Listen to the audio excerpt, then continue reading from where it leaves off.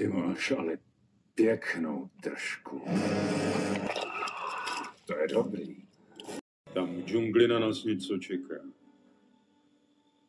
A není to člověk.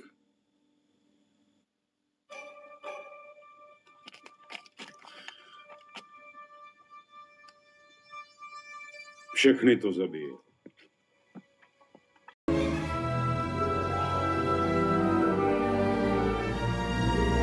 Seržante! Seržante! Kdo nás to napadl? Já nevím. Viděl jsem jednoho maskovaného. Byl tam.